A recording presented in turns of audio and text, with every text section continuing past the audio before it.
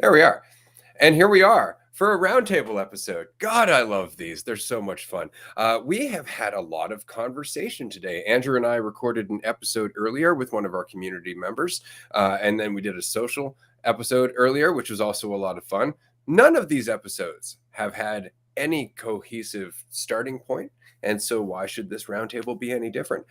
Before I start, I just want to say thank you to everybody who has been helping us out on Patreon. This has been a huge thing for us because Andrew and I have been doing this full time for almost a year now. We're coming up on 9 months. This is our 2-year anniversary on the podcast. And frankly, we've never thought of the business end of this up until just recently in terms of making a profit and trying to get some money out of it so we can continue to build resources for the community and stuff like that. We just haven't thought about it. It's always been about the conversation. And so if it wasn't for Patreon, and all of the support that our Patreon supporters give us, this wouldn't be happening. We wouldn't be here. We wouldn't be able to do this 5 days a week. We wouldn't be able to put so much time and effort and energy into just continuing to grow as people so we can share it with you. So I just wanted to give a shout out to everybody who's been supporting us on Patreon, as well as everybody on our Discord, everybody who's just on our Instagram or any of our social media. Hell, if you're listening to this for the first time, thank you so much for being here, because that's how this all comes to be, is just collective change, and then we witness what happens. And right now, Dualistic Unity is happening. This roundtable is happening. I'm very excited. I'm going to pass it over to Andrew and shut the fuck up now. But welcome, everyone. It's nice to see you. It is great to see everyone. And to echo Ray, it means the world for you, not even necessarily any degree of support. It's certainly appreciated, but just the willingness to be yourself in a world that's full of people not being themselves. Like, that is Dualistic Unity. You are Dualistic Unity. So you just being yourself is not even something we ask, but an option that we're showing or talking about or discussing, or at least discussing. So I appreciate everyone who's willing to be it, and I'm super excited for this chat. I was just talking about my donut-shaped egg bites that I just got from Dunkin' Donuts and how unappetizing it is for eggs to be shaped like a donut, and it was kind of great. And then I started talking about it more, and I get less and less appetized. So I lost my appetite just in time for the call to start. So that's fantastic. But I guess to kick things off, Marie, have you been on a roundtable before? You have, right? Yes. Yeah, Yes. you've been on. Okay, I wanted to kick things off with Kat. It's great to see you. I appreciate you coming on and joining, and would love for you to just share a little bit about yourself. Okay. I'm actually at work right now. I'm in a meeting room. But my name is Kat. I live in Utah. I stumbled across your account recently. It was your gummies videos, and they just made me laugh so fucking much. And then I started like really listening to more things, and I was like, and I hopped on the live today, and I was like, oh, I don't know what all this is. Like, this sounds fun. So that's how I got here today. I was just like, I was at my desk and working, and your live was up on my computer or like on my phone. But yeah, I live in Utah. I'm new to Utah, and always exploring growth and mind expansion, for however lame that might sound. And yeah, I don't know what else to say, so I'm going to stop. That's perfect. Welcome. It's really nice to see you. And obviously you're in good company, because you did exactly what everybody here has done at one point. They just jumped in.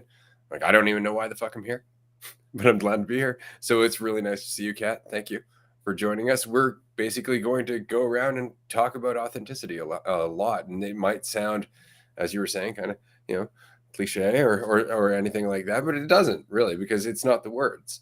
I think that's been the overarching message a lot lately in the last couple of weeks of the podcast, is that, it's really not about the words.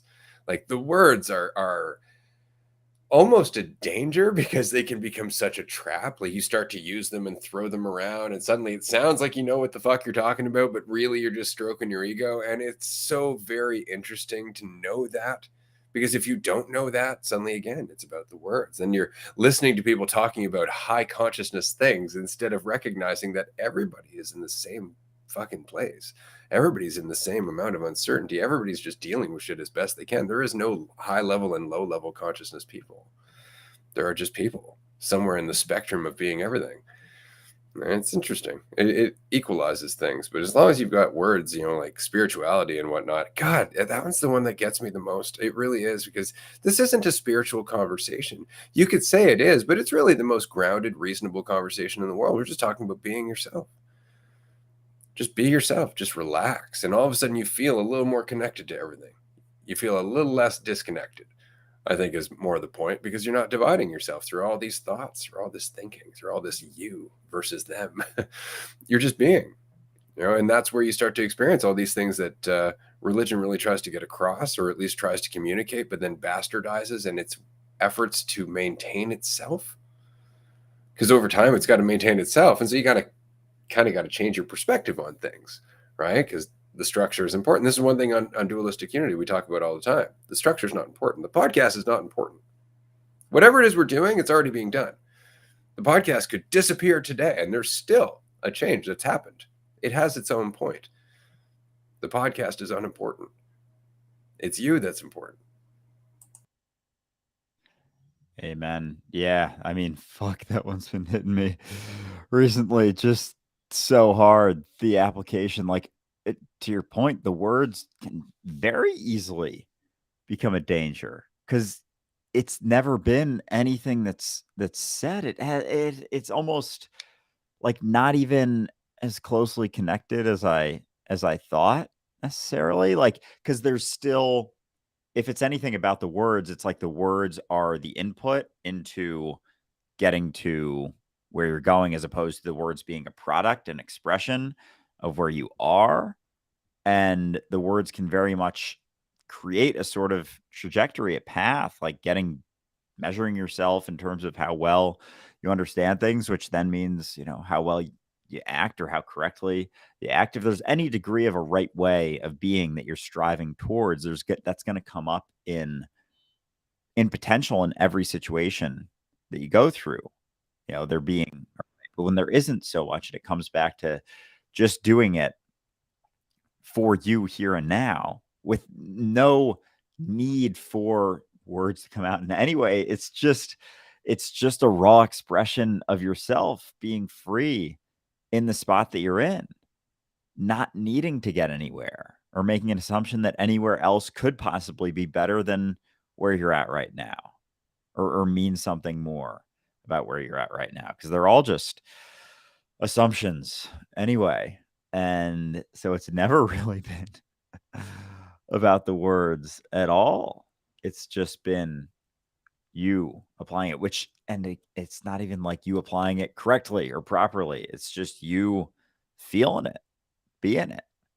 And then the words don't need to make so much sense.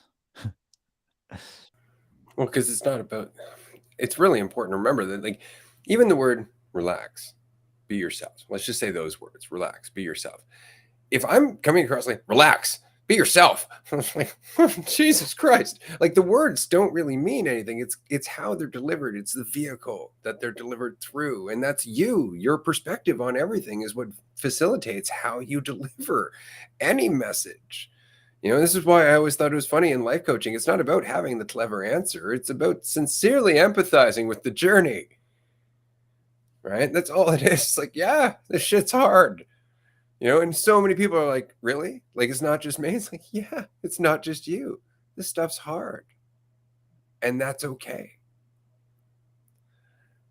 And now we have a hand raised. Amanda, hello. Thank you for joining the roundtable. How are you? More accurately, a lion's paw was raised. Human hands are old news. No, but that's a game that we play in the chat for the most part. I'm always instigating us, doing something different. I was thinking about it. I was like, damn, we've had medieval hands, vampire hands, werewolf hands. I was like, what kind of hands haven't gone up yet? I was like, animal hands, or paws, or claws, or, talons. So, but it's just keeping it fun. And so when I think about this question, or this idea of Pam, yes. Okay. Side note, just got distracted like a dog. Squirrel. totally had, totally had that moment. Oh, but when I'm thinking about authenticity, it's not that like I'm being accurate or true to the Amanda story. It's that I'm just fucking relaxed. I'm not putting on any show. I'm not trying to be anything. It's like you're talking about authenticity. It's just another word for how relaxed you are, because when I'm feeling the most like a character, I feel tense. I feel the expectations of that role, of that script, of how that's going to be received by the audience. And I forget that I'm the biggest audience member, because I'm the one that judges the role the harshest. I'm the one that has the most, I put the most weight on that character. But truly, when I feel the most authentic is when I'm not trying to be anything, including the character Amanda. And it's just when I am the absolute most relaxed is when I have been called the most authentic.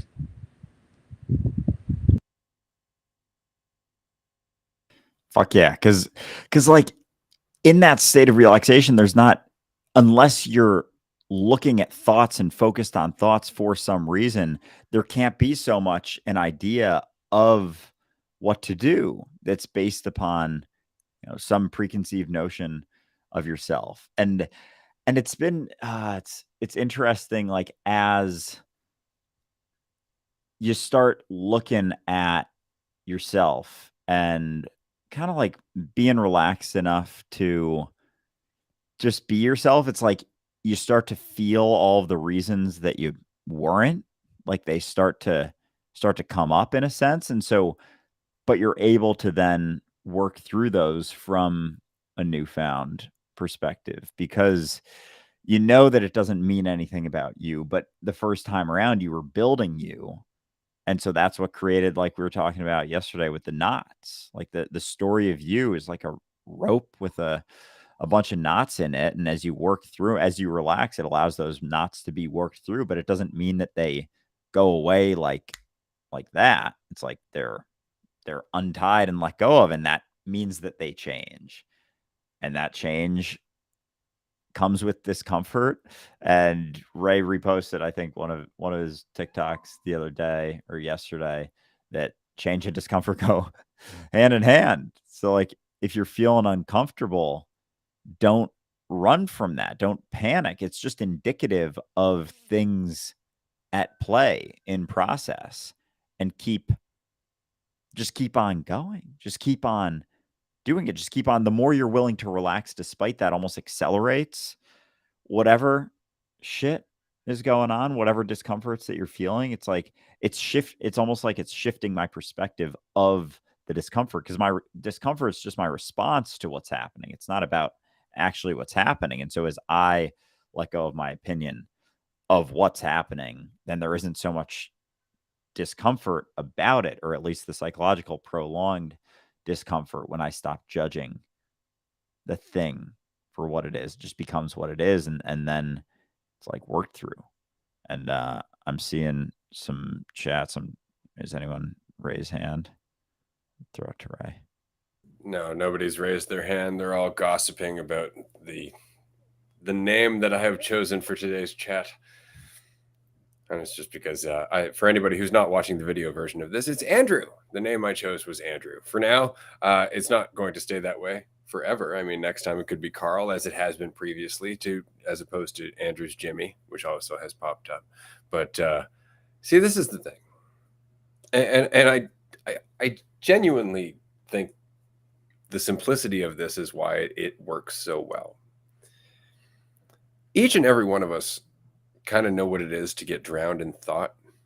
That's all it is. Like, we understand what it is to think about ourselves and think about our life and worry about control and worry about what's going to happen next and worry about what happened before and worry about what it means about us and worry about what people think and worry about what we think about them. And like, there's just so many things, layer upon layer upon layer. And although like we do pretty well when we're say jogging, or we're playing an instrument, or you're lost in a video game, or whatever it is, whatever our chosen distraction might be, we feel a little bit better. But then something comes at us from out of nowhere and we feel afraid, and we're immediately lost in this thought.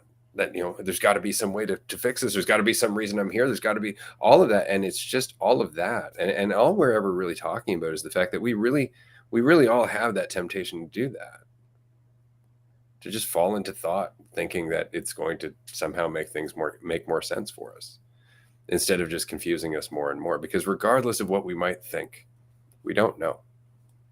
And life is far too complex to really just pin down to one or two reasons. Like, I feel like this because this person did this. It's like, well, yeah, but there's more to it than that, right? Like, we've often talked about, say, anxiety.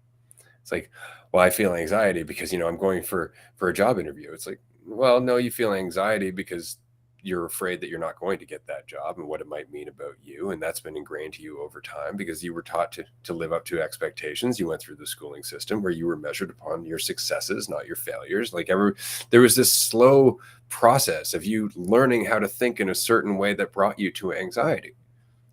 Certain assumptions that you're still making about yourself and what not getting that job might mean, right? It's never just this problem. Oh God, I'm anxious. There's a nest of things. And when you start to untangle all those things, you go, okay. So I've just really overinvested in this idea of control over and over and over again.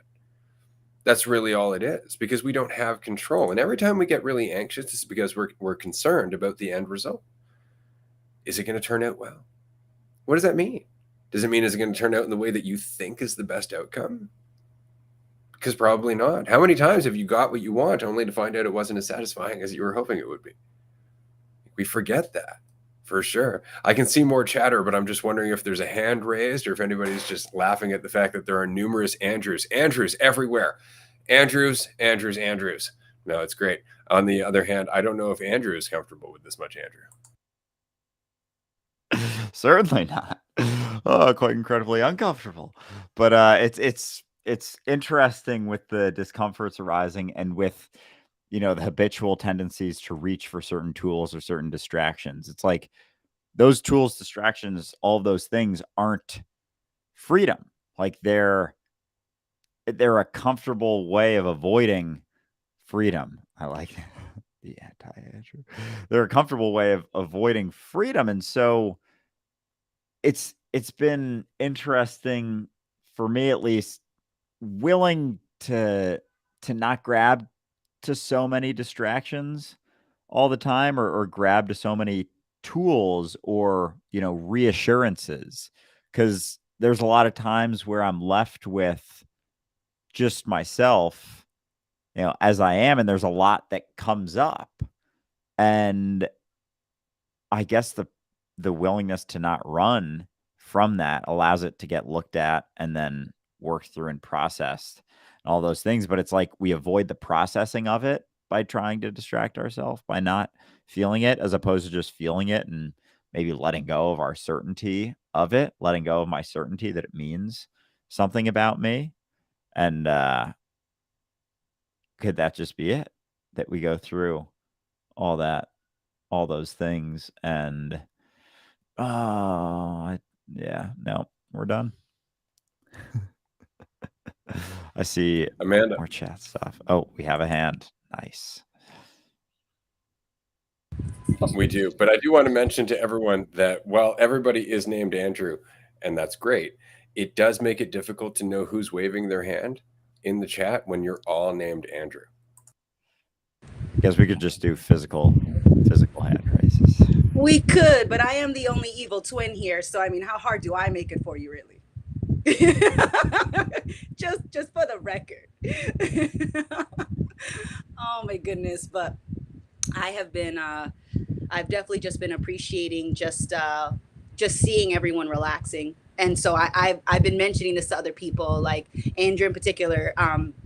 I have been loving watching you make those videos, those short, what I consider like little short films. And so I feel like I'm watching the director, Andrew, arise and just making these little films, and just the commentary is fucking cracking me up. And it's really so much fun for me to watch, because it looks like it's so much fun for you to do.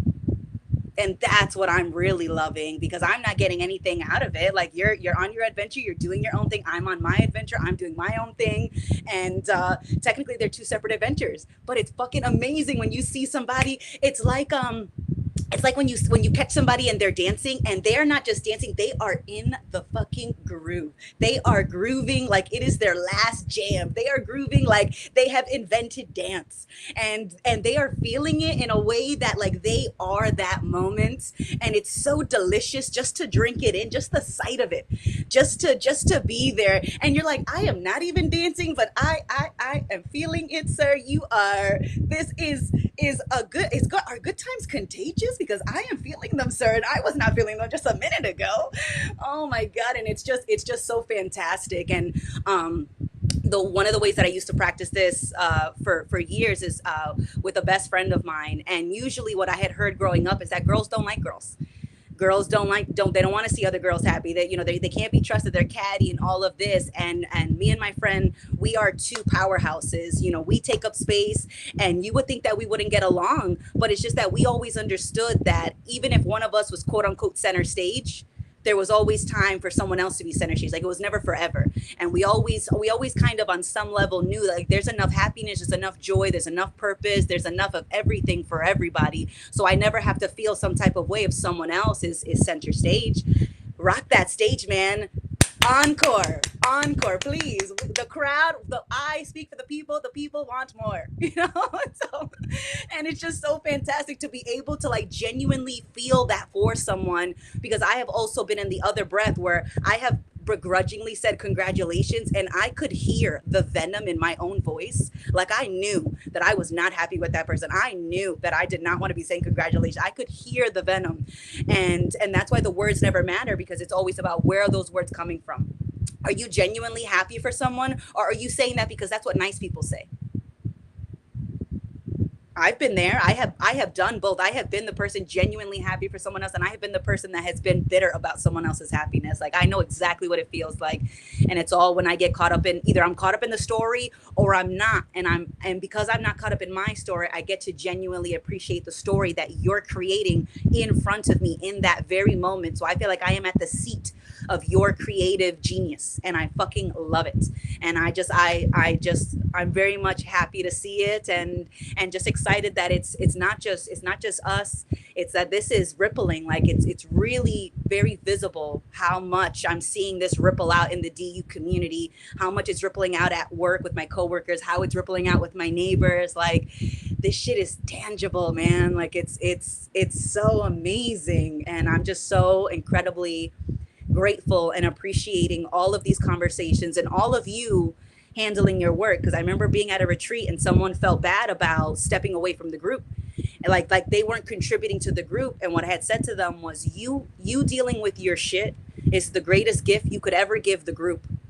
It's not only the greatest gift you can give yourself, but it's the greatest gift that you can give to the rest of us. Because I'd rather you take a moment to deal with your shit than pretend you don't have shit and try to be at the party like the shit's not bubbling up to the surface. Because we all can feel it. It's just a matter of where's our attention? Is our attention on the moment or on the story about how the moment should be different? Fucking amen. And I appreciate your appreciation. It's fun to see people stepping into themselves more, right?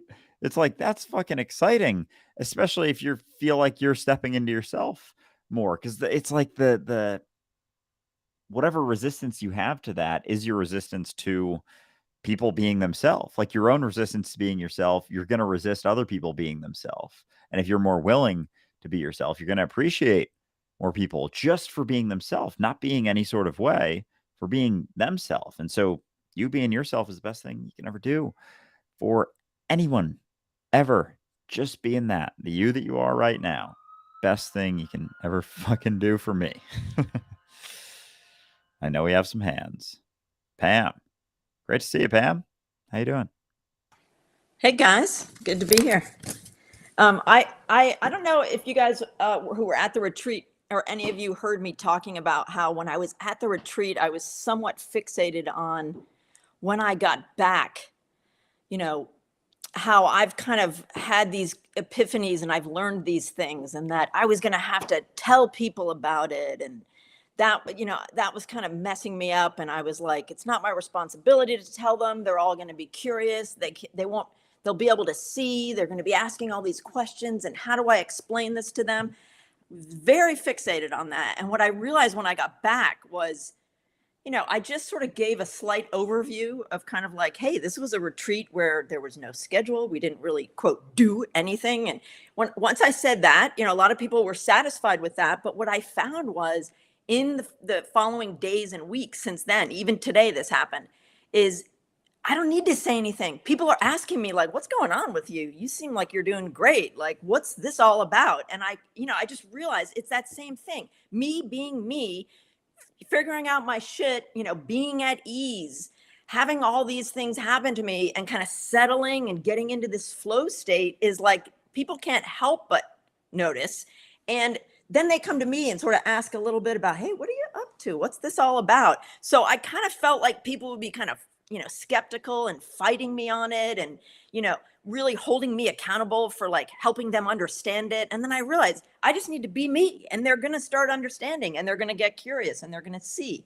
So to me, that was like such a huge epiphany. Like, I don't have to have the answers for these people. I am the answer kind of just by being here and being me. So that's the thing I really loved about this.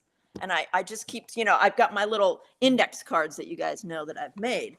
So, you know, let the brain think, you be in the moment here now, you know, just that's it. Just be you. Just let it go. So that's what I've been feeling great about. I don't have to do anything. They're going to get it. And the ripples are made. Exactly. Yeah. You being you is the most jarring thing you can do to reality. You want to shake someone, like be yourself. Yeah. And really be willing to be it. And that'll shake them. Right. And allow them to question some of their assumptions. Certainly. And there's a lot of most curiosity with people now, I think, too, is that there's so many people suffering that when they see somebody who suddenly doesn't seem to be suffering as much anymore, and then they're kind of like, whoa, what's up? You know, I want to ask you about this, but, you know, they're nervous, they're confused about it. But just the fact that they can see a change in me is such a huge ripple for them. And so I just love it. That's fucking awesome. I'm feeling you with it too. I'm feeling that the impact's never been about any fucking words. Because, Amanda, to your point, you can say them in any way with any tone. It's not about the words. Oh God, I mean, we're actually told, like, you know, what you're feeling a little down, you know, choose a different color for your living room or something like that. And it's like, okay, so something like a color, something as simple a change as a color is going to have an impact on you. But a whole human being, a whole human being as part of your environment, that's huge. That's a massive thing. So yeah, it's just about who you are, whether you realize it or not. It's more your state of ease that has an impact than you trying to convince anybody that you're at a state of ease. Right. Because that doesn't sound like a state of ease. That right there is very compelling for people, right? That sense of ease, because most people don't have it. They're fighting every single fucking step of the way. Exactly. Kat, I believe you are next. Yes. So I'm gonna apologize because my thought was from like 4 thoughts ago.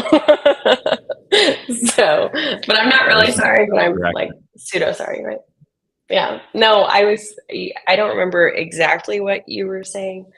Not Andrew, but it was something where it just made me think about how something I struggle with as a fellow hyper thinker is like I get really caught up in like, okay, if I'm doing that thing, that's because of my past, that's because of maybe trauma, or that's from, you know, my childhood or whatever. And then it's like I've gotten to this place, like I'm sure you all have heard about attachment theory, right? I feel like that's become like a buzzword in the little pop psychology world. And I've done a lot of research on it because I wanted to understand the way I attach to people, etc. And I feel like I've gone through this whole journey where I like really researched and was super aware of it. And I mean, I still am. But now I'm like on the flip side of it, where some of my friends are like, oh, I'm learning about attachment and they're like, I'm an anxious attacher, an avoidant attacher. And I was like, oh, it's funny because I'm trying to like not label myself and how I attach anymore and just kind of acknowledge like, oh, you're a human fucking being. It's like, of course you want that relationship to work, or of course you want XYZ. Like, not everything has to have this like title that is this thing that there's like, I don't know, something that you have to fix also. Like, don't get me wrong, if I'm doing something that is ultimately unhealthy and leading to the distress of me as well as my partner or whomever, it's worth looking at. But I don't even fully remember why. I just know that that's what popped in my head. I was like, oh yeah, it's kind of like that thing.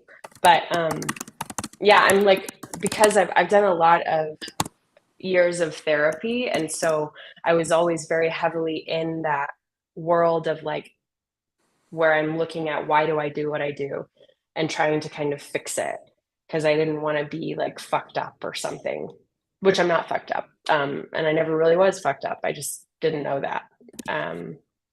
So this whole like new experience has been like sitting in who I am as Kat and allowing it to like you're just a human, Kat. Like you have very normal human reactions. Like you feel very strongly. There's nothing wrong with that. It's actually a beautiful thing. Like I'm grateful for it. I don't know. It's been this whole transition, and that I don't know where that was going, but that was my thought.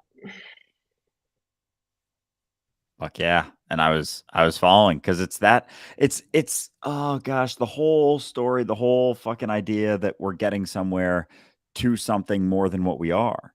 Like all it comes down to is letting go of the idea that there's anything wrong with you that you are right now.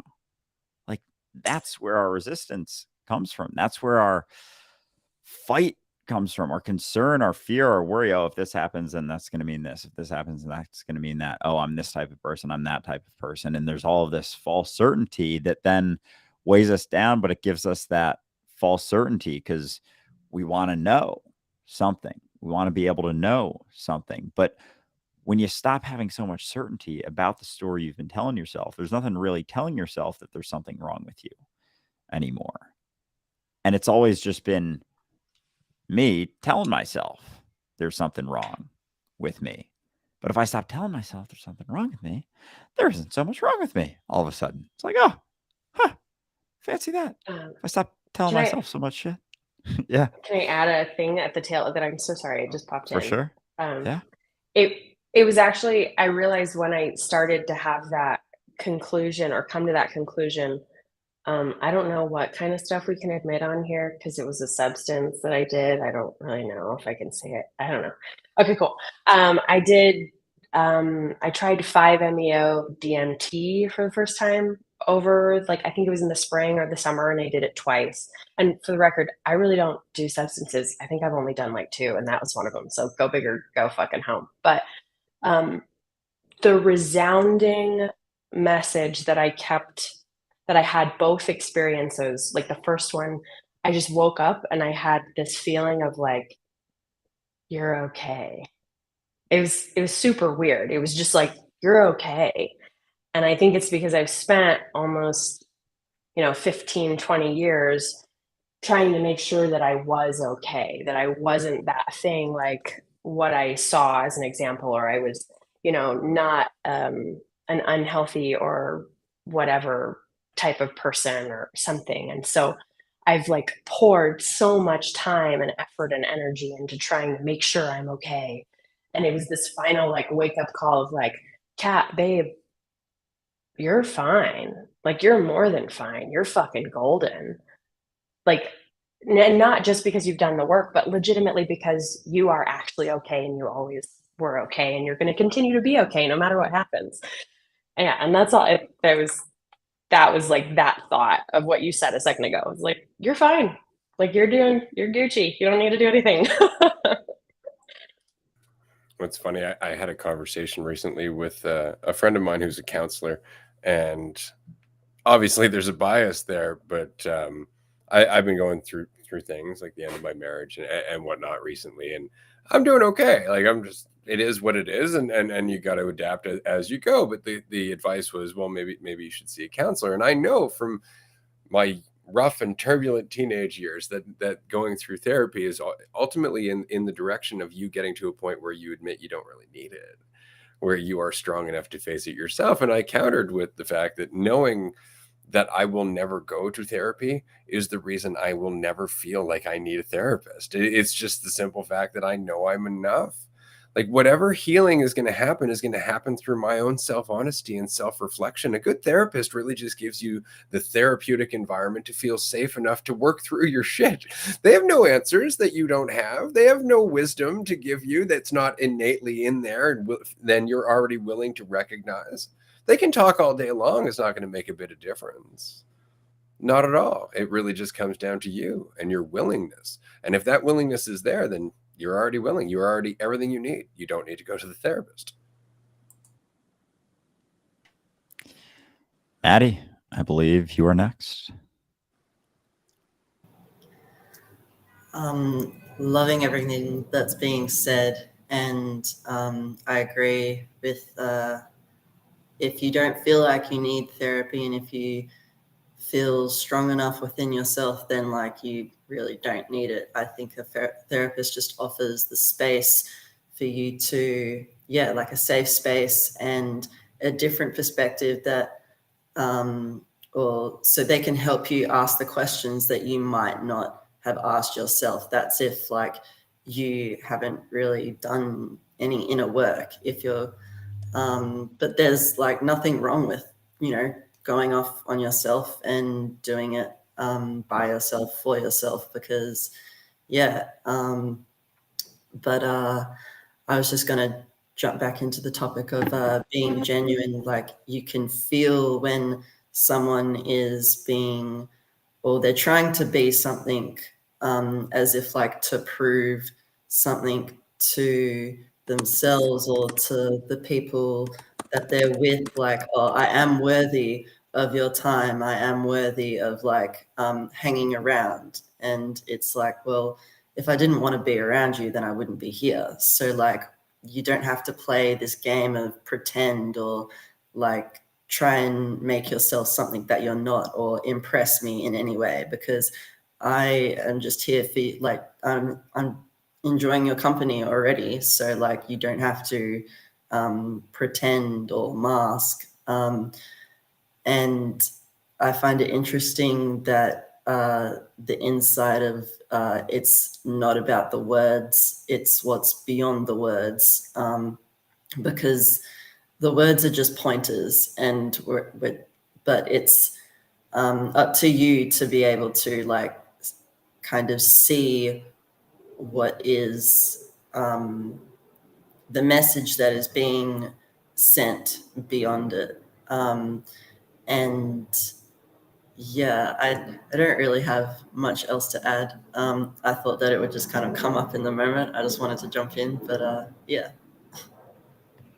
Hell yeah. Yeah, because the words are kind of irrelevant, more or less. Like there are awesome means of interacting and communicating, but the word, like, as soon as there any degree of about the words, then it matters what words are used. It matters what words are said. But if it doesn't, then you're relaxed. And then whatever comes out is, from that sort of flow and that lack of resistance to whatever comes out, because it's just a lack of concern. You're just unconcerned about how things play out. So there isn't so much rigidity and stress and tightness and all that stuff. And through that lack of concern, there's a different thing emoted. Is emoted? Is that like expressed? I think so. All right, cool.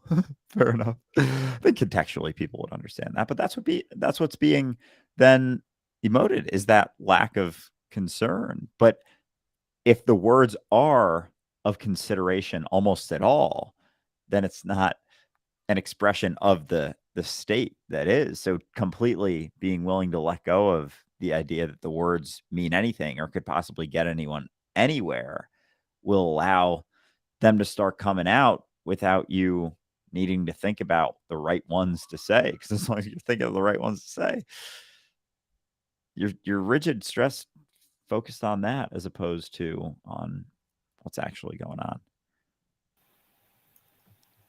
Yeah, like oh yeah, Maddie. No, go ahead.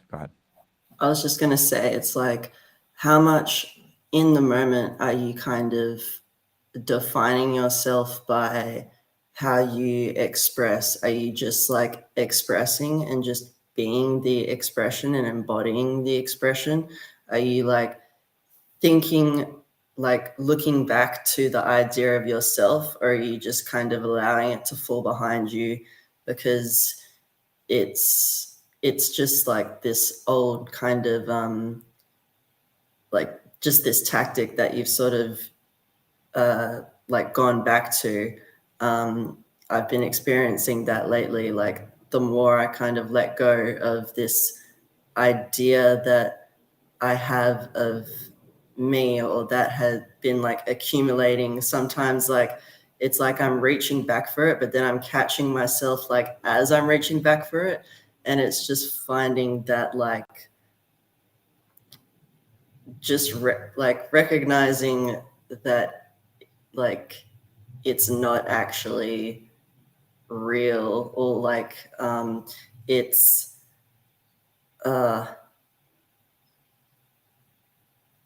like God, I'm trying to think about how to word this, but I'm struggling a little bit. So Yeah, it's like there's nothing that's there when you actually look, when you actually sit and look. It's like, oh, there's nothing there. I keep assuming there's something over there that I'm throwing judgments at. But if you actually sit and look at it, it's like, yeah, it's like grabbing at that ghost, that figment of your imagination, because that's the only place fucking your idea of yourself exists, is in your imagination, straight up out of your imagination. Amanda? Yo. I originally raised my hand because I was thinking about what Kat was saying about just telling yourself that you're okay, and it reminded me of being a kid, and you get hurt, you stub your toe, you fall off a bike, whatever it may be, and everybody runs to you, and what's the first thing they ask you? Are you okay? They plant that shit early, and so now as the adult character in the room, I just say you're fine.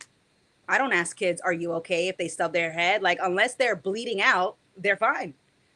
You're fine. I don't need to ask you, are you okay, if you stub your toe. Like, you're fine. Now get it back out there, and just shove them back out onto the playground. Like, you're fine. You're fine. You know, no. So it's always like, no broken bones, no gashes. Great, you're in good condition. Get back out there, kid. Because it was just that little question of asking, are you okay, that I would notice kids would cry. The minute somebody would ask them, are you, was like, ah! I broke my wrist. I used to do I used to be on the swing, and I would jump off the swing and I would do a backflip and then land, right? And I did that 1,000 times. One time we did not stick the landing and I broke my wrist, and it's just like hanging there, like bone is out, and I'm just like, Mom, I think something's wrong. And I wasn't even crying. I was just like, I I think so. I'm not sure, but mom, and she freaks out, and because she freaks out, I freak out. But up until the moment of, are you okay? Are you like, until that freak out, I didn't think anything was wrong. I didn't, because kids are fucking resilient. I have seen a kid walk head first into a porcelain sink, bounce right back off, and then just walk right out of the bathroom and go get a juice box out the fridge. And I was like, damn, that kid's got a hard head. It was just like they're so like kids are so much tougher than people imagine them to be, and it's just because maybe they're not emotionally resilient, and because they're not emotionally resilient, people consider kids weak, but they're actually incredibly physically durable. They bounce back so quickly. And so I thought about that, about how there's always that story of like, you're not okay. Someone has to ask you, are you okay? Which means like, was I not okay before? It's like, no, you were okay before. It's just somebody planted that story of doubt to make you think that you weren't okay, but you have always been okay. And it reminds me of just all these stories of like this fucking happy ending. And they lived happily ever after. It's like, what if happily ever after is just like the fact that I don't have a problem now? Like, this is my happily ever after. The fact that I don't need someone to save me, the fact that I don't need to save someone else, the fact that I'm not looking for things to always be pleasant. And so I don't need a story. But if I want a story, guess what I can do? I can pick up a book and have a satisfying ending guaranteed, for the most part. For most books, they typically have a satisfying ending. If not, books wouldn't sell as well. You know, that's my theory. So if I really want a satisfying ending, crack open a book. But if you're looking for a book-like ending in real life, you're always going to be disappointed, because life is full of surprises. And if you could always guarantee a happy ending, eventually you would want a challenge. And when you think about the stories, even thinking about this analogy of stories, there's always a challenge. There's always a battle. There's always something that the hero or the protagonist overcomes. It's never that they just woke up, they felt compelled, they saved the kingdom from nothing, and then they lived on happily after. Like, they always overcome a challenge, even in the story with satisfying endings. And it's just that we forget that part, and we only settle on the ending that feels satisfactory, forgetting everything that led up to it. Not realizing that it was all that turmoil, it was all that conflict that made that satisfying ending so deliciously sweet. But if it wasn't challenging beforehand, it wouldn't be great. You know, so it's like, you've heard the saying, like, anything worth having is worth working for. And it's just because you know what it's like when somebody just gives you a car, right, from graduation from high school, and you just beat up the car, you don't think about it. But if you had to work 2 jobs, you had to save up for 3 years, and then you got that car, even if it was a cardboard box on wheels, you would love that car, because it took so much to get there. And it feels so satisfying to drive that piece of junk, because it took you so much effort and time and attention to get to that pile of crap, which is your pile of treasure. And so it's like, you think you only want the satisfying ending, but you don't want just that. You want everything that makes that ending satisfying to begin with. Or at least that's the thoughts that came to mind. Yeah, it can definitely be easy to confuse stories with life. I mean, that's unfortunately the impact of a lot of movies, Disney, especially the fairy tale ending, where families always come together, that kind of thing. And that's so simple. But we forget that the big difference, not just in stories, but also in how we perceive history, is that the story you're reading, or the story that you're looking at on the screen, or the story you're listening to, is always just a very small snippet of that person's life. It's always just like within a month, a week, maybe a couple of years, maybe it's the span of their life, but you only see certain pivotal moments. Like, there are so many other things in between that you just can't include in a book, because life is so much longer than a book. Could you imagine a book that even contained everything that's happened in your life up until now? Like, it'd be massive. Like, how many people would be having different perspectives? Would it be a book just from your perspective, right? Or would it be a book from the possible perspectives of other people too? Like, it would just be immense, and that's just your life right now, right? So yeah, there's no story that can come close to the reality of existence, which is that it's not about an ending. It's about many different endings, which aren't really endings when you think about it. That's why, again, that song "Closing Time," every beginning is some other's beginning's end.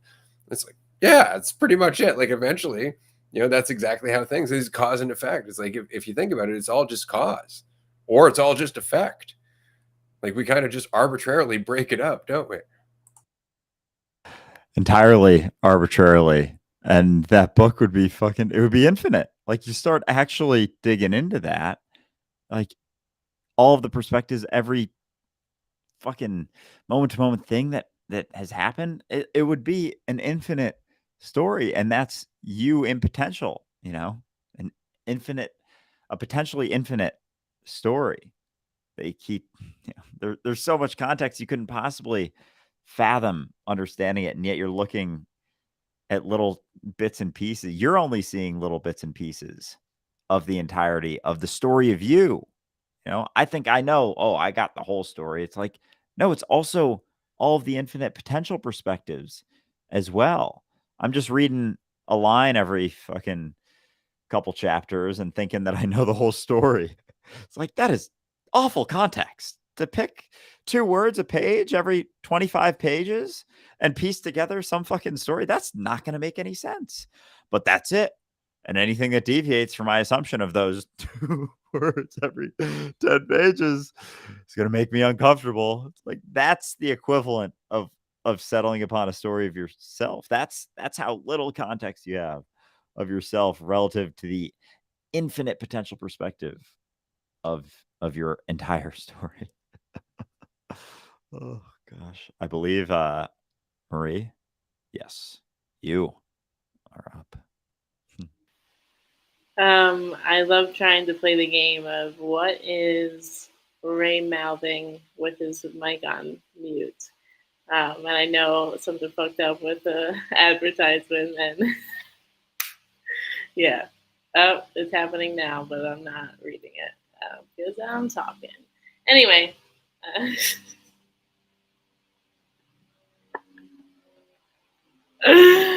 love it, love the power. Anyway, so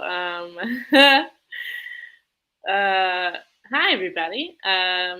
So the thought that came to mind throughout the last couple, I guess, people sharing is, and it was literally brought up, but stories. And when Amanda brought up kids, like I've been back at work now working with kids, and I fucking love working with kids because, like you said, like they are so resilient, they're so strong, they're so aware, and like all you want to do is help them relax and tap into all that curiosity and wonder they have, and keep it a part of who just be yourself, dude. Honestly, what's funny is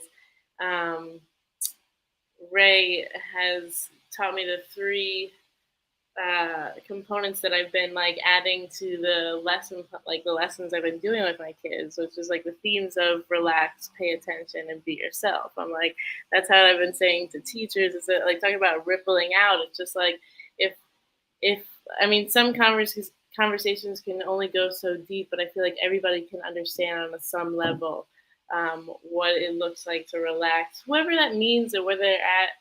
It's fine, but like to relax, pay attention, and be yourself. I think a lot of people can just get on board with whatever that means for them, because words. And then with the kid thing, though, like even when somebody falls, for instance, which happens every day because kids, people, but like I won't even like make eye contact with them. Like I'll know that it's happening and won't give attention to it. And they'll usually just like get up, they'll look around to see if anybody's, is anybody worried? Is anybody having a reaction to what just happened? And if no one's having a reaction, kind of just like brush themselves off and keep going. And so it's like, what's funny about that, or what came up, and I'm just gonna start saying these words out loud because I haven't thought it all the way through, but like how often like I'm talking about paying attention, but like not giving attention to a narrative. Here we go. So like if I were to like have a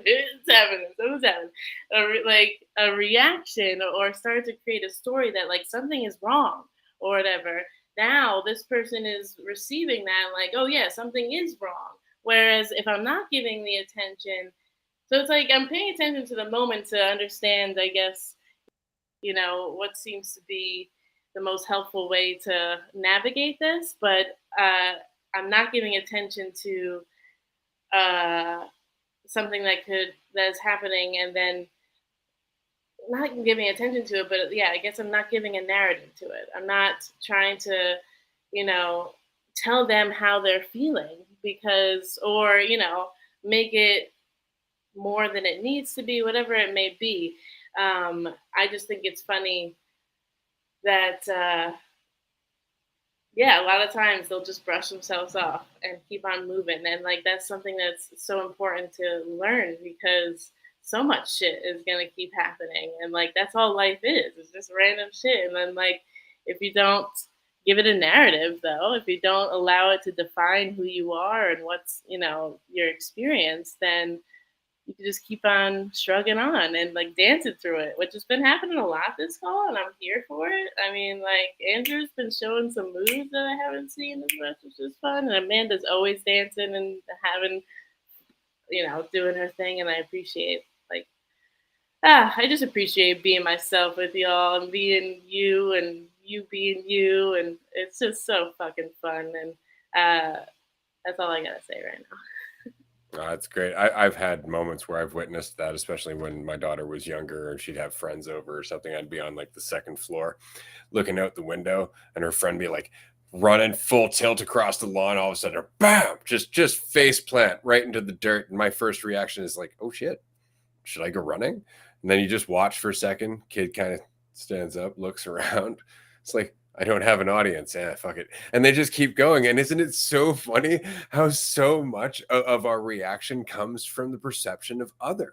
How did I look falling on my face? Right? If there's nobody looking at me, do I give a shit? Isn't that funny? But that is often the case. And that's exactly what it looks like. It's like, anybody see that shit? No? All right. Wasted opportunity. I'm just going to keep moving on. And it's just so funny how as children, we don't recognize that we're building reactions to things, and we're building this slow concern for what somebody else might think. Right? And of course we are, because the perception of other.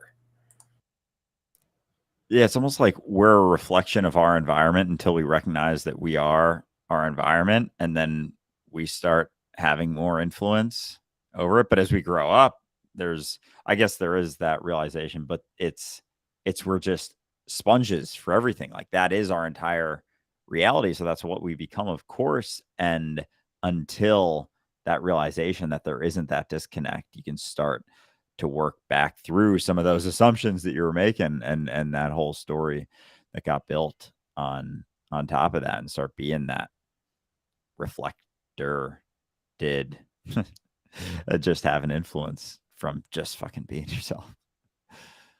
Kat, you were up next. Yes, sir. My thought, I feel like this is the game we're just going to play. There'll be like 3 thoughts back. But when we were talking about the concept of like being okay, and I think what you were saying, Amanda, because I think I'm a sucker for semantics, and that might not even be the right term to use, but whatever. But like, I think the concept of being okay is the one, like, it's worth talking about with people. Like, if I like to frame it like, I'm like, okay, if I have kids, what would I teach them? And like that thought of like, you fall down, you scrape your elbows, and you are bleeding, but ultimately you're okay. And you're not okay because it doesn't hurt and you don't have an injury and you don't need to take care of that injury. Like, you're okay because ultimately you're fine, and you're going to be fine, and it's going to heal, and you'll be able to work through it, and you'll get stronger, and you build resilience and strength. And I think that a lot of times when people say to other people, they're like, oh, you're okay, it feels dismissive because it's this lack of acknowledgement of their human experience. Like, when I think about some of the roughest times I've experienced in the last handful of years, I'm like, there were moments where I knew I was okay, but I was also simultaneously acknowledging that, like, this fucking sucks. Like, I am unhappy, or I am devastated or angry or whatever. And it's that dichotomy of being able to know, like, I'm angry, but like, I'm also okay and gonna be okay. Like, it's okay to be angry. It's okay to have a feeling because I'm a human being. That doesn't mean I'm not okay. Like, I think that's like that place of growing is, but so like, I've noticed that, like, when I say I'm okay now, I don't know. I like that term, but I feel like it helps when, if I was talking to somebody, like when I was talking to my niece recently, and I'm breaking that down because we were talking about something she was struggling with. But it's like, you're okay, but like, yeah, you still need to take care of whatever's going on. Like, if you cut your head open, like, you should probably put a Band-Aid on it. But like, also, you're okay. You're gonna be okay. Or if you have a concussion, we might want to check that out. but also, you're okay. I don't know. I like it. And then on the other thing you guys were talking about, I really love this concept of stories, because I think it makes it so I don't know, it's easy to wrap your head around.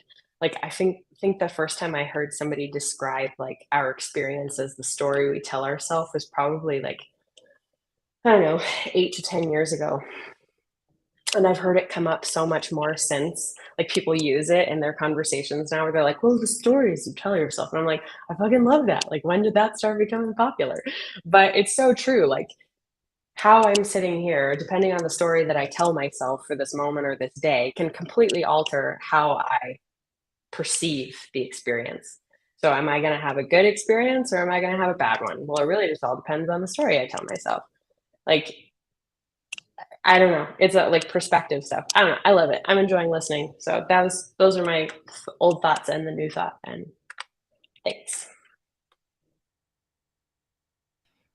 Yeah, and it's the continuation of telling yourself that story, thinking that there's any credence to it whatsoever, and it's exciting to start seeing more people even just acknowledging it. Maybe not necessarily completely being willing to look at, oh, that's the entirety of my perspective, and if that's not true and my opinions of things aren't true, what's left is just myself here now. But even just the willingness to see and look at, oh, this is just a story I'm telling myself. And when you break it down, it's just from one unique, tiny little minuscule perspective. So it has no credence whatsoever. It's just like a comfy little flotation device that we've been continuing to hold on to because we don't know that we can swim, because we've never let go of the flotation device, the floaty of the story of some false certainty, just a little tiny perspective.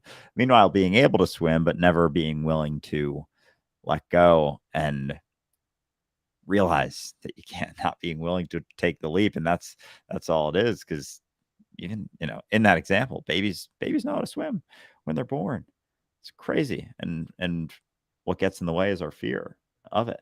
And so if there's not so many reasons to be afraid anymore, the environment shifts with you, then there's more people willing to let go of the floaty, let go of the story, or at least question it and wonder, do I really need this floaty?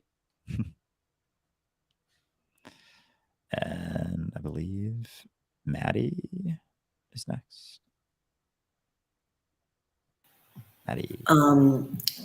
As we've been talking about the story, I've been thinking about how the story that we tell ourselves is like we're paving the path underneath us instead of just like as we're walking, we're like paving it as we go so that we can feel this certainty of like ground underneath us so that it feels like we're stable instead of just letting go or like ditching the pavers and just allowing yourself to fall and then figure out how to like fly as you're falling.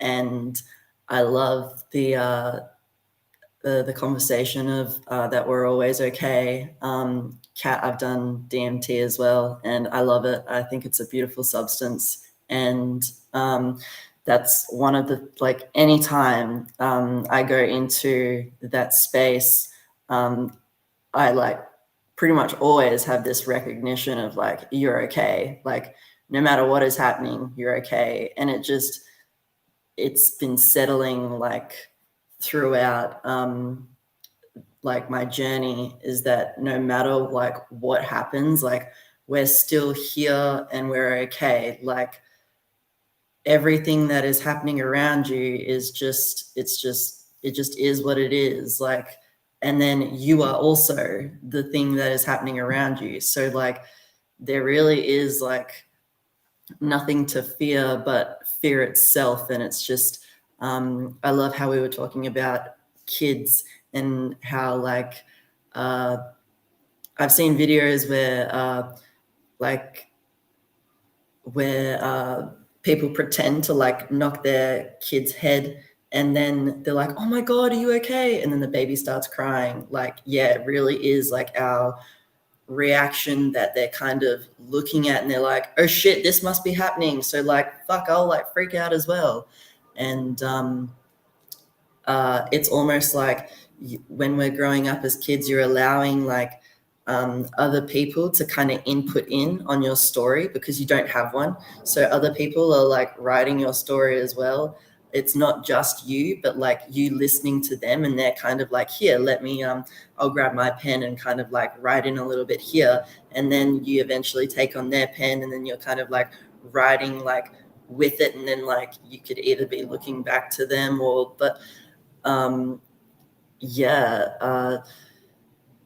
it's just, that's all I have to say.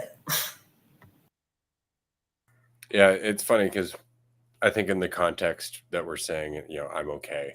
What I'm really saying is I'm not panicking. I'm not panicking, and therefore everything will just be what it is. But that's really what we're trying to reassert for ourselves. Like, don't panic. And that's really the biggest problem, is just giving into that urge to give into our fear. I'm afraid, therefore I should be. I should be panicking and reacting to it. And if we can just not do that, I'm okay. Then all of a sudden we're just, we have a bloody leg, or we have something we have to deal with, or shit went sideways and now we got to adjust, right? But we're not panicking, and therefore everything's fine after that. And we don't recognize that very often, do we? That it really is mentality first. It's mentality first. I was saying this about teaching my daughter math when she was young. She would get frustrated with herself for not being able to understand it. And then you would watch her ability to understand it just go lower and lower and lower as long as she was frustrated. And finally, it's just like, let's just take a walk, take a break, stop it, fuck it. Like, don't even worry about your math. She'd come back later not thinking about herself, and all of a sudden it would be easy for her. Well, what was the big difference? Her. She was in the way. She was frustrated with herself. She was thinking about herself. She was reacting to the experience instead of just allowing it to progress step by step by step.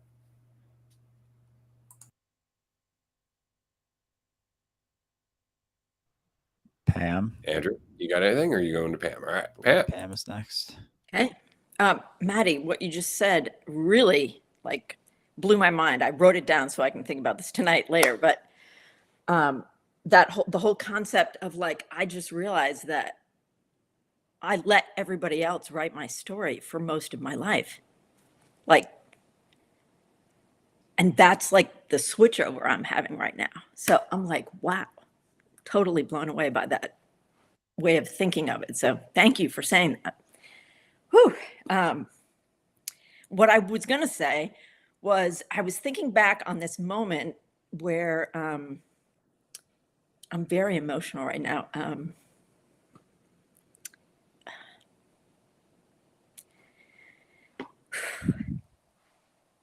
Where Andrew said on Instagram, and he says this all the time, but it was a long time ago, where he said, there's nothing wrong with you. And I was like, blew my mind. And then I tie that moment when he said that back to also a conversation that has come up multiple times, is this idea that like when you're born, we all talk about how newborns are perfect. And then as we live, they somehow in our minds, we make ourselves and we make other people like not perfect anymore. But in reality, they haven't changed.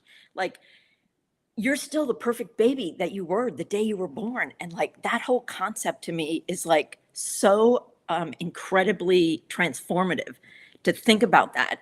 And when I've mentioned that to people just in the last couple of weeks, just randomly, I'll kind of like drop it into, some sort of conversation. And, people really like stop and think about that for a second, because we all have that reaction to a newborn baby, especially people who like have had a baby before, is like that there is nothing wrong. It's perfect. And it's like, we're still there, you're still perfect. So am I. Like, that was so incredible. And it just sort of like all is coming full circle here, listening to you guys. So, yeah, Andrew, that moment when you told me on Instagram that like, there's nothing wrong with you, I was like, what? Who is this guy? That was like the beginning of this. So anyway, just very grateful for these thoughts, guys. Thank you. Thank you. We appreciate the fact that you're here sharing with us, because that's really all this is. That's really all it is feeling what you're feeling and working through it, seeing what comes out. And what's interesting is that it's almost always in perfect unison with something that somebody else is going through. I love the fact that there's so much in terms of just being able to relate to one another, because we're relating not on a level of detail, like, I own this, you own that, I live here, you live there, but we're just talking about the experience of just dealing, of just going through what it is to be here in the present moment. And we can all relate to that. Awesome. Yeah. The experience of being me. Like, we all got that, right? With our unique stories and reasons for thinking there's something wrong with our story, but it's just me collectively letting go of that, all of the reasons that I think there is something wrong. It's not about changing the things that happen or the things that you do or the ways that you act. It's about letting go if there's ever anything wrong with any of the things that you do or the way that you act or the way that you sound or the way that you speak or the way that you interact or the way that you do fucking anything. You don't have to change a goddamn thing. It's just letting go of your assumptions, your little tiny minuscule assumptions of what the right way to act and the correct way to be is. And then it isn't there so much. The weight doesn't exist so much when you stop making assumptions about what you should be doing relative to what you're doing. Just do, and stop telling yourself a story about what you think that is relative to what's actually happening, because that doesn't do anything. And you're just left with where you're at without so many assumptions and a little more freedom to fucking dance around a little bit, you know? Who's next? Amanda. Poppy. We have evolved from Poppy into the Chupacabra. A wild beast is on the loose. Be wary, people. Be wary. Oh my God. But I'm loving this. You were just saying about like how babies are perfect, Pam, right? And it's so funny because it almost feels like they're considered perfect because they're a blank slate. No experience. They're not tainted by experience, or they're not tainted by bad things happening or bad habits or labels that are not ideal. It's like they're a blank slate, and we forget that we are a blank slate in every single moment. And it's just that I paint a similar picture so fast that I think that the picture has always been there. But technically, I am recreating that picture every time that I bring the story back. Every time I say that I'm a type of person, I am repainting that similar picture and telling myself that it's identical. But just because it looks similar doesn't mean it's identical. It's actually brand new, and I'm the one that's recreating it every single moment. Because if I don't recreate it in every moment, I am that blank sheet. I am that blank canvas, and I am the paint, and I create the image that I experience. And I was thinking about maturity and how, adults that are not mature, and kids that are very mature. And I'm like, well, what's the difference? And it's like, maybe it's the fact that maturity doesn't mean a certain age minimum or maximum. It means that you've learned from the experiences that you've had. Because if you've ever talked to anybody that you've considered mature, it's somebody that has been through some shit and has learned from it and hasn't turned out to be bitter in the end. But they're mature enough to understand that things are not always going to be pleasant, that the stories are not always going to have a satisfying ending, because you're always writing. The story is always continuing. But if you're expecting things to stop and settle with you, with wherever you want your mind to settle, your life won't stop in that same breath. But for the people that I consider mature, it's always the people that have learned from their experiences. And that's why I meet so many adults who have learned nothing, not because there's no lesson, but because they don't want to admit that they have something that they could learn. They want to pretend that they know everything. And so they don't want to learn from the experiences that they're in or have been in, because I'm a know-it-all. So if I'm a know-it-all, what do I have to learn? And those are the people that tend to be the most rigid. But and that's why I can encounter kids and I'm like, damn, you're so mature. And it's like, because they grew up fast, but it's like they learned how to just digest the world around. They learned how to take it in, how to really take something from that experience and not just have the experience brand them like a scarlet letter. It's not that they were that experience. It's just that they took something out of it because they knew that it was an opportunity. It was an opportunity to learn something more about themselves. And so I think that's so interesting when I think about maturity now, and how I used to want to be around people who had similar stats. right? People who were also straight A students, people who were also maybe who smoke, people who all like similar stats, thinking like because we had similar stats, we would have more in common. And that was never the case. It was always the people that I would never expect to be friends with that we ended up having 10, 15, 20-year friendships, and we couldn't be more different.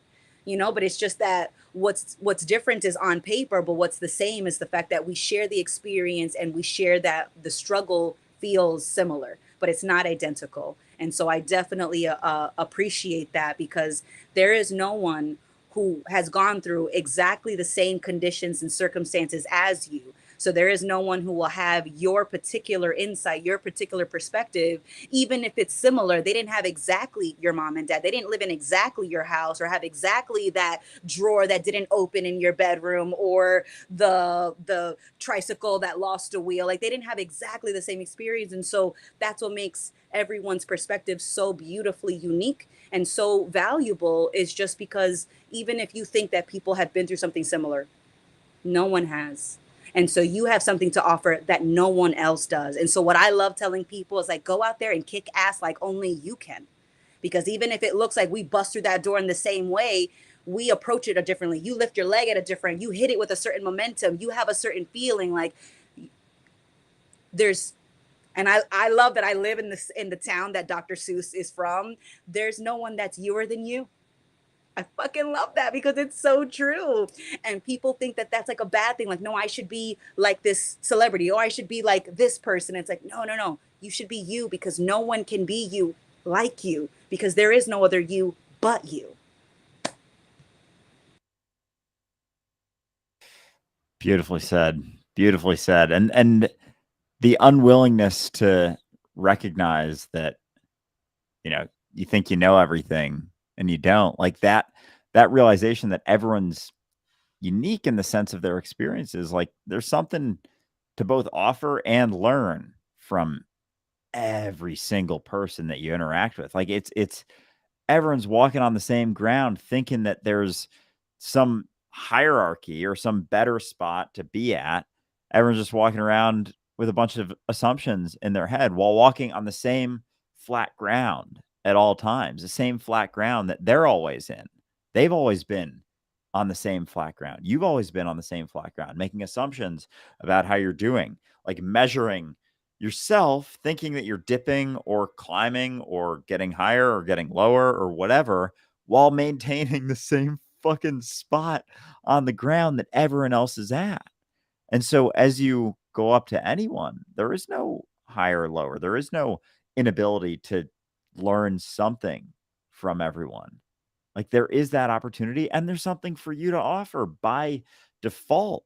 If there's something to learn from everyone has something to learn from you. And so it's that balance of, being willing to share and not hold yourself back, because that doesn't do anyone any fucking good. To keep holding yourself back from the potential that's available when you stop making so many goddamn assumptions about yourself and looking at yourself through that little fucking keyhole, thinking this is the whole goddamn picture. It's like, that's not doing anyone any good. Fighting yourself, doubting yourself. And as you stop doing that so much, there's so much more space. It's like all of my space is taken up by my fucking doubt. And then when there isn't so much, it's like, oh, there's a lot more stuff going on. I can actually see shit all of a sudden, because I'm not doubting myself, because the doubt is just a comfortable habit as well. The doubt doesn't help you. Does the doubt? Oh, when the fuck has the doubt ever helped? It's never helped. It's never actually helped whatsoever at all. But what am I going to do with my time in between when I can do something and when I can't do something? Right? Like, there are things I can do about my problem sometimes. And then there's a whole lot of space in between where I can't do shit about my problem until a certain point. So what am I going to do with all that time? I'm going to fill it with thinking. I'm going to fill it with thinking. Like, thinking's going to get me somewhere. Like, thinking's going to affect the outcome of the thing that I can't fucking do until I get there. And then when I get there, it's nothing that I thought it was. But the alternative is to just sit there and go, yeah, I don't have control. I can't do shit until I get there. And then to move on with your life. And somehow we think, but that's going to be serious when I get there. Therefore, if I'm lighthearted now, that's a blasphemy. It's like I'm somehow dishonoring how hard it's going to be later by having a good time now. And it's just the weirdest thing. Like they even give you your last meal before death row. They're like, at least enjoy this before you go. So they're giving themselves permission there to have a good time before shit gets real bad. Why can't we do that? It's like eventually things are going to get hard. As of this moment, you can't do shit. Chill out. Breathe, relax. Maybe, I don't know, take up slacklining or something. Right? But that's it. It's what do I do with this moment in between? Something. Don't give in to the urge to just delve into thought thinking that that's going to make you feel better, because I don't know if anybody here has noticed, but it doesn't. It really doesn't, because you can keep thinking. And then as soon as you get to a thought where you're like, well, that makes me feel a little better. Oh, fuck, there's some questions I could ask. No, I'm not going to ask myself questions about that. So all of a sudden thinking's not helping at all, because again, you could keep thinking. There are more questions. No matter what you settle on, you're going to doubt it because there's more questions. This is the problem with religion, right? People really defend their religion. Why? Well, because they secretly doubt it. That's why when you cling to a thought that you can question, doubt arises. That's just part of the fucking point, right? So it really is just like, just be where you are. Stop thinking there's more that you can do than you're doing, because playing in this fictional world of your head is not getting you anywhere. And just relax. I love how simple it is. By the way, before I move on to the next person in line, I just wanted to mention how fun it's been to change our names throughout this episode. Anybody who is listening to this episode and you haven't checked out the video version, do check out the video version on YouTube. It's well worth it. There's been a lot of different things happening here. I have been referencing one of my favorite horror movies / horror series. So of course I had to just change it up from time to time. El Brujo Especial is definitely my favorite, followed by El Jefe. These are both references to Ash versus the Evil Dead. If you haven't seen it, go watch it. Ray, I believe you're up next. There's a funny George Carlin bit where he says before people get the injection for like the death row, he's like, they fucking wipe your arm with an antibacterial wipe. Like, what the fuck is that for? But that's what. Make sure we clean that before fucking kill you. You never know what's gonna happen. So we do, though, I guess, in that case. And then it's interesting though how comforting yet limiting attaching to stories is. Like how often the go-to can be, well, I'm going to react this way because that's just who I am. I'm going to be this specific way or have this reaction because this is what I do. And it's like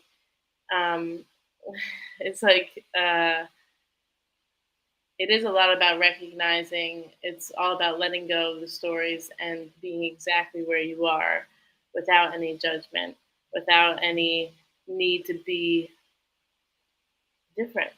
Because like, what is that desire? Like, I can't be good enough right now. There has to be something wrong with it. There has to be, right? And it's never the case. And it's only when we stop chasing that desire when we really feel the most free.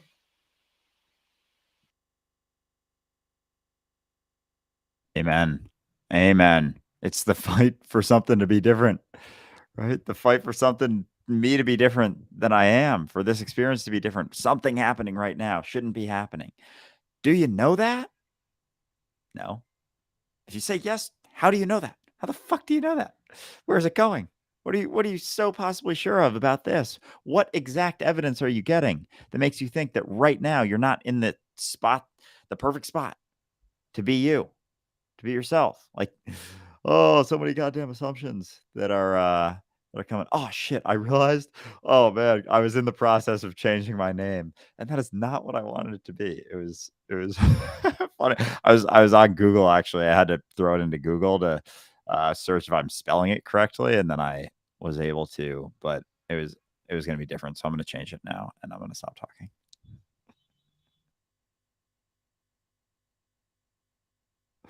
All right, we'll just drop it there. Empty space, willing empty space. Now, Amanda, you are up. I love the misspelling because that inspired me, Andrew, to create Flagatarius. It's a new horoscope. Maybe it could be Fuckatarius. Oh, that's better.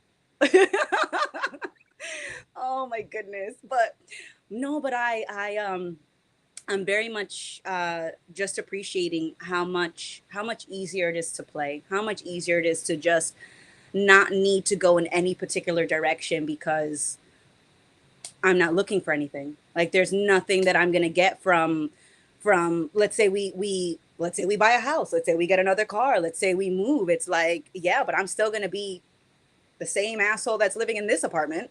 I'm still gonna be the same, I'm still gonna be the same person I bring in. So that's why when I was thinking about my first tattoo and I was thinking about what I wanted to get, which is not what I actually got, either way. But one of the ideas that stuck with me was this quote, and it's very often a change of self is needed more than a change of scenery. And I really loved that. I really loved that because that told me that even though I was like 17, about to turn 18, and like that's when you could get your tattoos. I was thinking about it and I was thinking about moving and doing all these things. And I saw that quote and that really hit me because I was like, yeah, but if I'm moving so that I can finally be confident, how can I guarantee that I won't bring my insecurities with me? How can I guarantee that without the normal triggers, I wouldn't do the normal habits? And so that really stuck with me. And I ended up not moving for a few years when I was really gung ho on getting out of my small town and going out there and taking the world by storm. And the world is my oyster, as I was told so often. But it was because I realized that what I was really trying to leave was that feeling of discomfort. And I thought that being in a new city was going to give that to me. I thought that being away from my parents and my friends and my old triggers would give me that. And then I saw that quote and it called me the fuck out. And I was like, oh, you're right. We change the scenery, but we bring the old self. That new scenery is not going to matter. And so when I think about that quote now, it really hits in a new way because it's like, the self is always changing and I don't need the self to be any particular thing. And so the scenery also doesn't have to be any particular thing. And I mean that across the board, professionally, personally, geographically. I could work in any job. I could live in any city. I could be in any certain environment, and none of that's going to matter because it's who's showing up to be in that scenery that matters the most. It's not the words, it's not the scenery, it's who's in who's in that moment. And not even who, but what is the moment experience like to you, because you are that experience. So as much as I can bring Amanda the character, I don't need the character to have the experience. And what I always like to bring it up when I'm chatting with people out and about on my day-to-day was like when you were an infant. And so we bring babies back. When you were an infant, you had no story. You were existing. You had no name. You were still existing. So I don't need the character to exist, but the character is a great tool, or the character is like a great ship. And here I am on the seas of creativity and on the seas of potential. And my ship is Amanda, the USS Amanda. And we could rename it whatever we want. We could add a new mast. We could change out. We could repaint it. But it doesn't matter because I'm not the ship, and I can hop off the ship at any point and just be the potential, untapped, unlabeled, just completely untethered. And so that's why it feels like now when I decide, because I'm thinking about moving, I'm thinking about doing different things, I'm thinking about going in different directions, and it feels so wonderful because if I never left this spot, if I never changed this character, and if I stood in this apartment with this job and this car forever, and let's say forever in this character was 50 more years, if that all stayed the same, that'd be wonderful. It wouldn't matter. I'd be so happy living because I have a good fucking time. I am so enjoying this moment that is not impressive to anyone. On anybody who wants to be impressive on paper would look at my life and think, what a lackluster approach to life. Jazz, despacito, hola, hey. No, but so now picking any direction feels so almost like sparkly. Every direction. We could go in any direction because it doesn't matter, because the person on the step, the person taking, or I guess I was watching an episode early today, and it's like, I am the path. So technically, it doesn't matter what the path looks like. It doesn't matter which direction I take that path in. I am the path. And so it doesn't matter what I do or what I choose. What matters is that I'm here and that I'm enjoying this moment, and that it doesn't need to be anything other than what it is, because it is so perfectly it is so perfect. And I only say it's perfect because I wouldn't change it. And that's how I feel about the moments that I'm sitting with friends and I'm like, wow, this moment is perfect. And it's not perfect because it meets a standard. It's perfect because I don't want to change it, because I don't want it to be anything else other than what it is. And so that is perfection to me, is something that I don't want to change. Well said. Absolutely. Acceptance. Kat. Oh, you're up. Sorry. Yes. No, I'm not sorry. I take it back. To have it. No, my thought, first of all, love that. Amanda, that was nice. Thank you for saying all those things, because I agree. But it was something, I think, God, you guys keep changing your names and I don't know you. And so then I'm like, who said what? I don't remember. But one beautiful lady before Amanda said something where you were talking about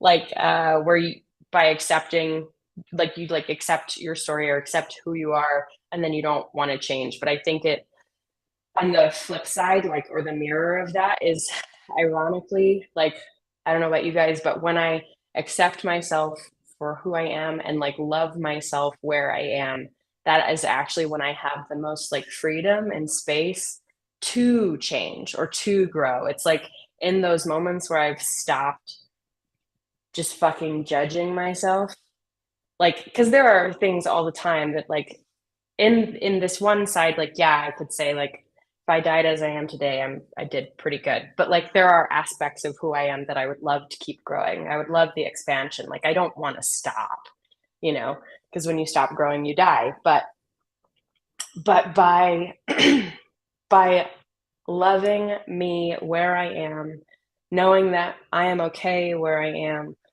am, and giving myself that grace, I am inevitably giving myself the space to grow.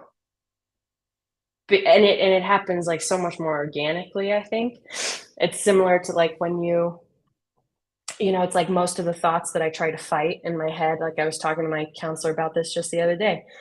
I was like, when I was like trying to fight a feeling because I was missing someone, and I was mad at myself for missing them, because I was like, why the fuck do I still miss them? Like, they were such a blip.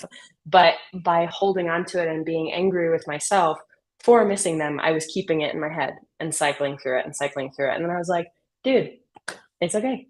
It's okay that you miss them, because again, you're a human being. Like, it all comes back to that. Like, you're a human. It's natural. And as soon as I like kind of accepted that, I got distracted and started thinking about other things, or just the thoughts kept moving, and I was like, oh yeah, Kat, like, these things, you just forget. But like, if you'll stop fighting it and just let it be and let it happen and accept it, like, it'll pass. It'll just do like what the river does, and it keeps on fucking flowing. And it's only when I personally dam it up that it gets all fucked up and starts pooling and lingering. But yeah, that was all. Like leaves floating by in the wind and then pointing one out and like, I don't like that one. So you grab it. Like, I got to change that one. It's like, yeah, I would have kept going if you hadn't grabbed for that thought. And so, yeah, it's what you resist persists sort of deal. Is those things, certain perspectives come up, like as you're fighting it, it's like you're giving it attention. And it ultimately comes down to any perspective, any perception doesn't mean anything about you anyway. And so even as those feelings come up, because some of those feelings run deep of wanting someone to be there, but understanding that there's no degree of measurement of possible wavering in value that could possibly mean anything about you, because there is no way to measure you. There is no adequate measurement. It's all just assumptions floating around, settling upon some answer like, oh yeah, I've gained this much value, I've done this many things. And those are as much assumptions as our fears. Those are as much our assumptions as our negative perceptions of ourselves, the reasons that we don't like ourselves. Those are equally as assumptive as presumptive, assumptive. Yeah, one of them works. And so you can never be certain. That spot of uncertainty where you're not thinking about the good or the bad things about yourself is where it's all happening.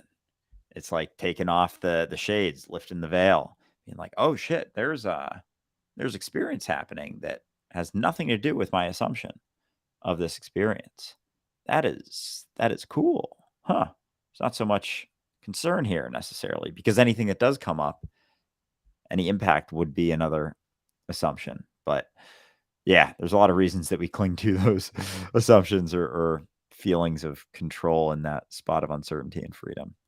So, yeah. Jazz, good to see you. As you know, we are coming to the end of our episode, so it is nice that you could join us. We have about 8 minutes left. How are you doing? I'm doing well. I was just enjoying coming in and out of the live stream and enjoying everything you guys were saying. And it's funny because I wasn't sure if I was going to join today. I did have something I wanted to touch on, and I will in the last 7 or so minutes that I have.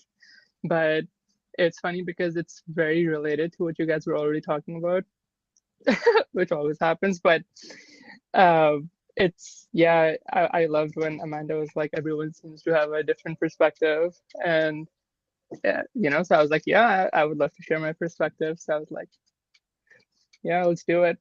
So I was loving how, what I was thinking about recently, or what I've been realizing recently, is what it means to be of service. Because when you think about helping and what it means to help, and when you're seeing like people around you suffering a lot, then you can have this idea of control of how you can help, like, because sometimes you can have some assumptions about what someone is dealing with. And so a lot of times, like, it's because you're having empathy for what you are going through, basically. But what I'm noticing a lot lately is that you can't share insights. Like, you can only like be the insight, but you can't share it. And all you can do is just be the fertile soil in the moment for the other person to be as relaxed as they can be, so that they can grow in whichever direction that they choose. Like, they're the one opening Pandora's box, and they have to be the one opening Pandora's box, because you can't. All you can do is just be there, be yourself, be relaxed, and show all other yous that you can do that, because that's the spot where insights come from anyways. And it's it's funny because, like, yeah, you can think about what it means to help, but what does it mean to just be yourself and allow yourself to be yourself in all other iterations of yourself, and just have that lightness with it, because you realize that there's nothing wrong, that there's no kid that's hurt, or that there's no kid that won't learn from this. So yeah, I've just been, it's also really relaxing just for yourself when you realize that that's all you can do is just be. Yeah, it's really funny because all of a sudden it's so funny that we look at it and we have to use the word service, but that's really just the ego's perspective of it, because there's no other way to, it's like, well, I'm kind of just helping out, but it doesn't feel like that. It just feels like you're doing something that comes very naturally when you yourself don't feel like you need or lack or you're afraid. All of a sudden you're just fulfilled, your cup is overflowing, as it were. So is that really being of service so much as doing something cool with your time? Right? It really is just like, yeah, this is kind of in my own best interest. It's just that all of this is equally me. There's no separation, right? We are all in this together, which is, we don't look at it that way because we can't, as long as we're all in this together, because there's that divisive perception. All right. It's interesting. As soon as we fall into it, there's a bit of a trap there. I want to mention that we are going to be continuing this for another hour and a half. In 20 minutes, there is a group discussion on our Patreon page. You can join. It's a tier 2 call. We have a free 7-day trial available for Patreon, so do feel free to join us. We love these discussions. They're a lot of fun. We do this 5 days a week. They're not episodes. Don't worry. You're not going to be on the screen in front of all of our audience, though if you'd like to, you definitely can. These roundtables are a lot of fun. Kat, I wanted to say very quickly, thank you so much for joining us. It was really nice that you could be here today. Great way to introduce yourself to the community and us. I'm looking forward to chatting with you more often. Yeah, absolutely. It's great to have you on here, Kat. And yeah, Jazz, to your point, real quick, and then we got like 5 minutes. I'll pass to. I have one quick announcement before we wrap up. Okay. Just remember. Okay, cool. I'm gonna pass to Marie because I want to hear what Marie has to say.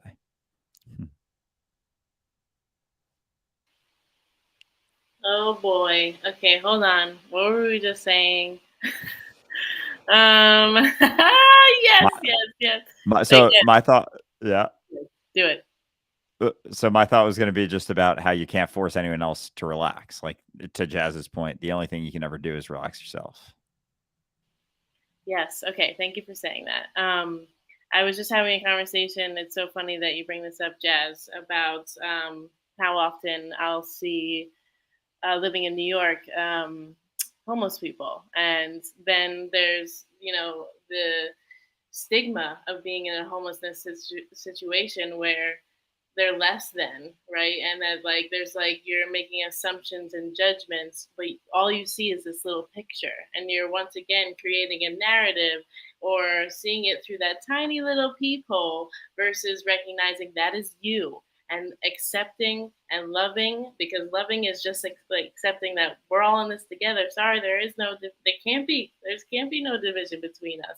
And so like I love what you said, Jazz, of just like reminding others that you can be yourself is the best way to just be. And that's all we could do.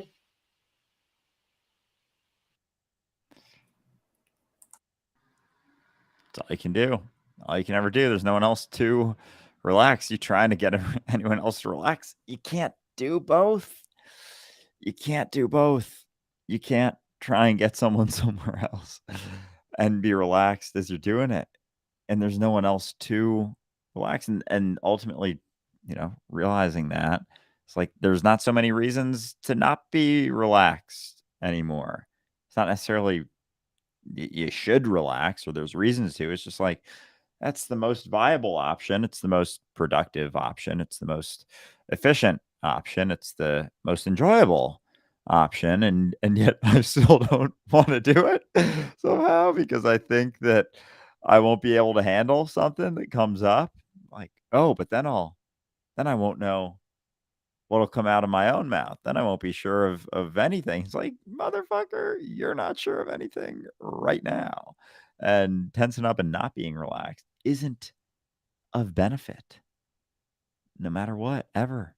Like, it is not more beneficial, no matter what my mind tells me, to tense up and stress out and get super rigid and concerned about something relative to just fucking relaxing. Which has been the process of this entire podcast. Since the very first day that we started this podcast, it has been a process of just relaxing into the conversation, not trying to be anything, not trying to get anywhere, but to just spend time being ourselves and practicing that, whatever that might mean, right? And I'm happy to say that through that process, 2 weeks before we hit our 2-year anniversary, we have officially crossed 1 million views on the Dualistic Unity podcast. We have had over 1 million views. And considering in all of our entire year one, we had less than 200,000, that means there's been so far 850,000 views in this year alone. And we still have 2 weeks to go. So we want to say thank you to everyone who could join us today. Thank you to everyone who has been a part of this community. Thank you just for being here. We really appreciate it because whether you realize it or not, you're changing everything just by changing yourself. And we are grateful because we have the clarity to recognize that. No demands. We have faith in you. Thanks so much for being here. We'll see you next time. Bye, everyone.